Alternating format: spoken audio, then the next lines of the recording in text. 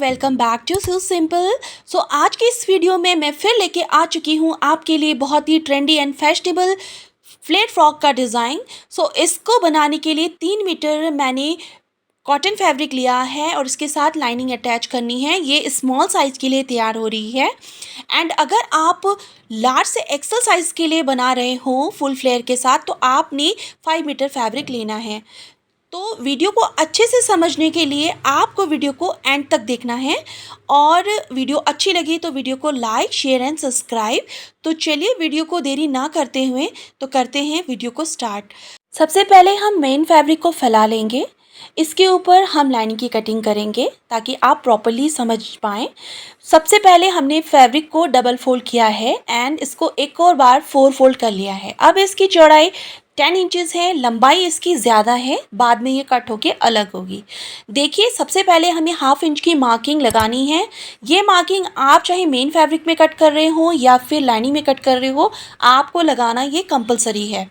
अब देखिए यहाँ पे अपना ऊपर हमने 4 इंची ऊपर हमने स्लीव के लिए छोड़कर अपनी जो बॉडीज़ की लेंथ है, चोली की लेंथ है, वो रखनी है 1 इंच प्लस करके। तो हमारी रेडी लेंथ है 13, उसमें 1 इंच ऐड करके हमने 14 पे मार्क लगाया है एंड इसको भी स्ट्रेट लाइन से सीधा कर लेंगे। अब देखिए यहाँ आप अपना जो आपका नेक होगा वो वाइड आप कितना रखना चाहते हो वो डिपेंड है। ये 4 इंचेस हमने रखा है एंड आर्म होल यहाँ पे आपकी जितनी भी हो आपने हाफ ही लेना है अपने आर्म होल का एंड यहाँ पे 7 इंच पे हमने मार्क लगाया। अब हमें चेस्ट का 1/4 लेना है लूजिंग के साथ एंड 1.5 इंच का मार्जिन हमें लेना है एंड इसी तरीके से इसको हमें स्ट्रेट लाइन से ज्वाइन कर लेना है।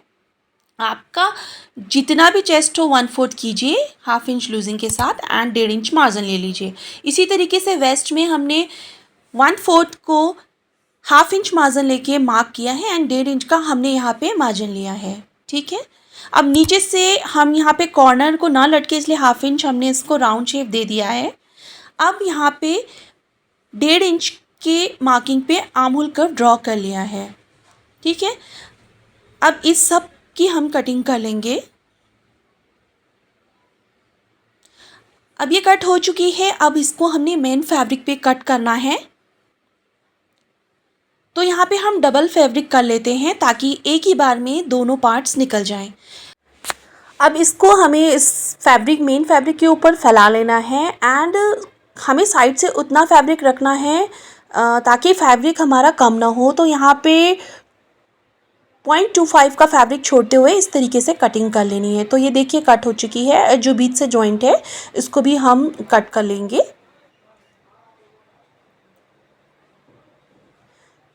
अब हमें बॉडीज़ के साथ ये लाइनिंग को जो है फिक्स कर लेना है, या तो आप ग्लू से कर लें या स्टिच कर लें। तो ये पहले पार्ट को भी इसी तरीके से रेडी कर लेना है दूसरे को भी। ठीक है, तो ये हो चुकी है रेडी एंड देन अब हम स्लीव की कटिंग करेंगे। स्लीव की कटिंग करने के लिए 4 फोल्ड में हमने फैब्रिक को रख लिया है एंड ऊपर से हमने 1 इंच पे मार्क किया है एंड स्ट्रेट लाइन से इसको ज्वाइन कर लिया है। अब जो हमने बॉडीज़ कट की थी उस बॉडीज़ को हमें लेना है और जो लाइन जो हमने मार्किंग रखी हुई है उस मार्किंग पे बॉडीज़ को इस तरीके से फिक्स करते हुए जो हमारा कर्व शेप था आर्म होल का उसको ड्रॉ कर लेना है।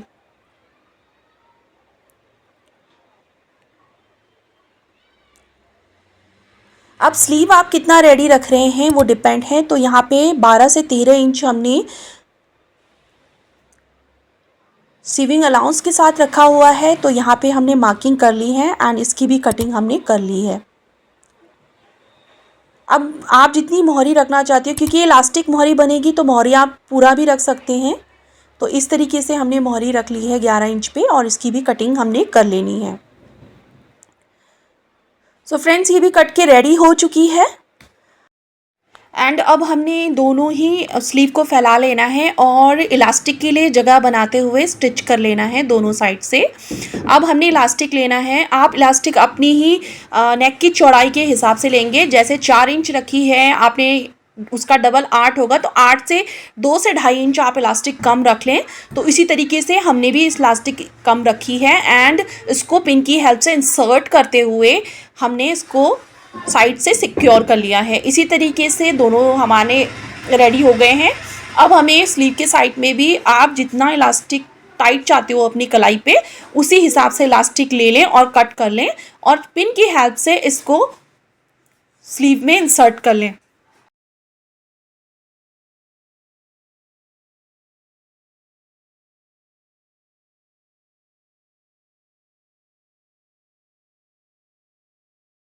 स्लीव में इलास्टिक अटैच होने के बाद हमें अपनी बॉडीज़ को लेना है एंड बॉडीज़ के टॉप में हमें इलास्टिक इंसर्ट करनी है। तो इलास्टिक को इंसर्ट करने के लिए जगह बनाते हुए हमें 1.5 से 2 इंच इलास्टिक की लेंथ कम लेते हुए इलास्टिक को कट करके इलास्टिक की जगह पर इंसर्ट कर लेना है एंड साइड से सिक्योर करके इसको हमें रेडी कर लेना है। तो दोनों ही बॉडीज़ को हम इस तरीके से रेडी करेंगे। इसको रेडी करने के बाद अब हमें स्लीव को अटैच करना देखना है। तो जहाँ पे हमने आर्म होल कट किया था कर्व में, उस आर्म होल को हमें एक साइड से अटैच कर लेना है। ये देखिए, इस तरीके से हम अटैच करेंगे एंड टर्न करके दूसरे कर्व को हम इस तरीके से अटैच कर लेंगे। तो ये एक स्लीव रेडी हो जाएगी एंड इसी तरह हमें दूसरे स्लीव को भी रेडी कर लेना है। सो फ्रेंड्स, अगर वीडियो देखते देखते आप यहाँ तक आ ही गए हैं तो वीडियो को लाइक ज़रूर कर दीजिएगा एंड चैनल पे नए हैं तो चैनल को सब्सक्राइब ज़रूर कीजिएगा एंड कमेंट करके ज़रूर बताइएगा कि वीडियो आपको कैसी लगी। अब देखिए, फ्रॉक आराम से हम वेयर कर सकें उसके लिए हमें कंफर्टेबल होना ज़रूरी है। सो हम बैक से हम आई और हुक की पट्टी लगाएंगे जैसे नॉर्मली हम फ्रॉक में अटैच करते हैं। तो बैक के पोर्शन को सेंटर से फोल्ड करते हुए सेंटर में कट लगाएंगे एंड 2 से 2.5 इंच की पट्टी लेते हुए डबल करके हम इसको एक साइड से स्टिच कर लेंगे एंड देन एक तरफ पूरी तरीके से फोल्ड कर लेंगे एंड दूसरी पट्टी को भी हम दूसरे साइड पर अटैच करते हुए 1/2 इंच की पट्टी बाहर रखते हुए ओवरलैप कर लेंगे। अब हमें फ्लेयर की कटिंग करनी है। तो बॉडीज़ को टोटल लेंथ से माइनस करना है एंड 3 लेयर्स में डिवाइड करना है। तो माइनस करने के बाद उन 3 लेयर को 3 से डिवाइड करेंगे और जितनी 3 लेयर्स में पार्ट्स आएंगे हमें उतना रखना है 1 इंच एक्स्ट्रा लेकर। तो यहाँ पे 10 इंच हमारा रेडी आया था, उसमें 1 इंच एक्स्ट्रा लेकर 11 इंच पे हमने मार्क किया है। फ्लेयर को ज़्यादा बढ़ाने के लिए एक और 11 इंच पे मार्क करेंगे। आपको ये मैं बता दूँ, ये फैब्रिक हमने डबल में लंबाई में रखा हुआ है। तो एक और मार्किंग कर लेते हैं एंड जो ये मार्किंग हुई है ये फर्स्ट लेयर के लिए हमने की है। तो 11 इंच से अच्छा खासा घेर हमारा आ जाएगा। अब दूसरा जो लेयर हम कट करेंगे उसको भी आप ध्यान से देखें। फर्स्ट लेयर की जो लंबाई है डबल में 21 इंच है। तो आप अब सेकंड की और थर्ड की जो लेयर है वो कट करने के लिए आप पेपर में पहले देख लें कि फैब्रिक किस तरीके से फोल्ड हुई है। पहले हमने ऊपर से नीचे की तरफ फैब्रिक को फोल्ड किया है एंड इसके बाद एक और फोल्ड हमने लगाया है। तो अभी जैसे पेपर हमने रखा हुआ है सिमिलरली हमारा फैब्रिक उसी तरीके से फोल्ड है 4 फोल्ड में, ठीक है।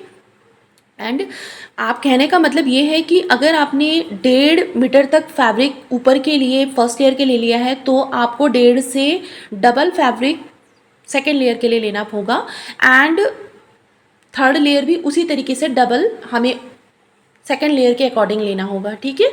तो ये चीज़ क्लियर आपने करनी है। सो इसी तरीके से हमने कट कर लिया है 11 इंच पे मार्क करके एंड जितना भी फैब्रिक बचेगा हम थर्ड लेयर में यूज़ कर लेंगे एंड इससे हमारा अच्छा खासा घेर आ जाएगा। सो ये हमारा 3 लेयर कट हो चुका है एंड अब आप देख सकते हैं यहाँ पे जो भी जॉइनिंग लगी हुई है उसको हम कट करके अलग कर लेंगे बिल्कुल।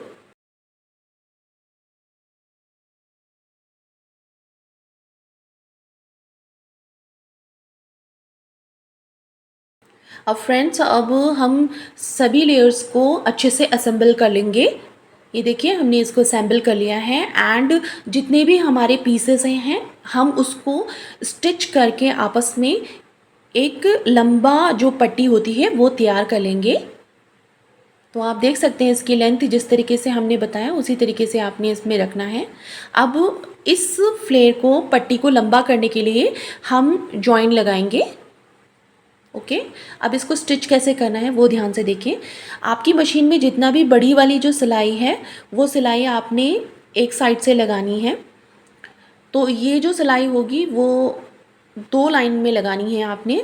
तो इस तरीके से मोटा जो बखिए की सिलाई होती है वो आपने लगानी है ताकि आप जब थ्रेड को खींचें तो इसमें जो चुन्नटें हों वो अच्छे से बाहर आएँ। अब एक और सिलाई लगा लेंगे ताकि जब हम चुन्नटें करने के लिए थ्रेड को खींचें तो थ्रेड कहीं बीच से टूटे ना।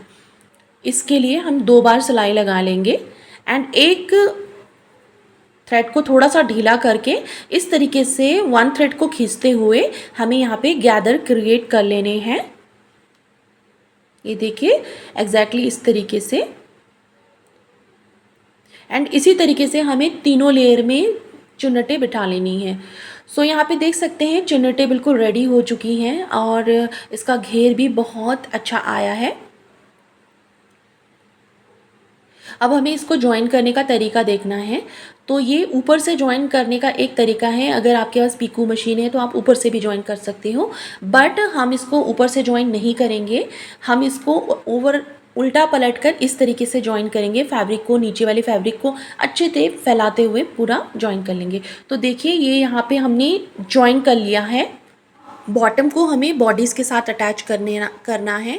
तो बॉडीज़ को अटैच करने के भी 2 तरीके हैं। देखिए सबसे पहले हम बॉडीज़ को लेंगे एंड इसमें हम साइड फिटिंग लगाएंगे। और जब आप साइड फिटिंग लगा रहे हो तो आप घेरे में भी लगा के राउंड में भी इसको स्टिच कर सकते हैं, बट हम इसको राउंड में स्टिच ना करके एक लेयर को पकड़ेंगे किनारी से एंड इसको पूरा हम ओपन स्टिच करेंगे जैसे हम वीडियो में दिखा रहे हैं। तो इससे भी फिनिशिंग बहुत अच्छे से बैठती है। तो यहाँ देख सकते हैं बॉटम को बॉडीज़ के साथ हमने अटैच कर लिया है। अब थोड़ा सा मार्जिन हमने 1.25 इंच का साइड से छोड़ा था, तो वहाँ से इसको पकड़कर हम इसको स्टिच कर लेंगे। इसमें डबल सिलाई हम ज़रूर लगाएंगे ताकि ये अच्छे से फिक्स हो जाए और मजबूती रहे। एंड इसके नीचे बॉटम को भी डबल पलट लेंगे। फोल्डिंग लगाने के बाद हम इसका फाइनल शॉट भी देखेंगे। तो लीजिए फ्रेंड्स, यहाँ पे हमारी फ्रॉक बनकर बिल्कुल रेडी है। यहाँ पे आप नेक की फिनिशिंग देख ही सकते हैं, ये कितनी फिनिशिंग के साथ रेडी हुआ है। एंड जो बटन्स हमने अटैच किए हैं वो 3 इंच के गैप पे किए हैं। एंड जो इसकी स्लीव है वो बहुत ही कंफर्टेबली रेडी हुई है। एंड इसमें जो फ्लेयर है वो भी बहुत ज़्यादा अच्छा आया है। तो चलिए देख लेते हैं फ्रॉक का फाइनल शॉट। सो फ्रेंड्स, ये है फ्रॉक का फाइनल लुक। उम्मीद करती हूँ आज की वीडियो आपको हेल्पफुल लगी होगी। अगर हेल्पफुल लगी है तो वीडियो को लाइक ज़रूर कीजिएगा, चैनल पे नए हो तो चैनल को सब्सक्राइब ज़रूर कीजिएगा एंड कमेंट करके ज़रूर बताइए कि वीडियो आपको कैसी लगी। एंड नेक्स्ट वीडियो आप किस टॉपिक पे देखना चाहते हैं ये भी आप कमेंट कर सकते हैं। एंड अगर आप कुछ नया सीखना चाहते हैं तो आप मेरी लास्ट स्क्रीन पे आने वाले लेटेस्ट वीडियो पे क्लिक कीजिए। एंड मेरे साथ वीडियो में लास्ट तक बने रहने के लिए थैंक यू एंड मिलते हैं नेक्स्ट वीडियो में। तब तक के लिए बाय बाय।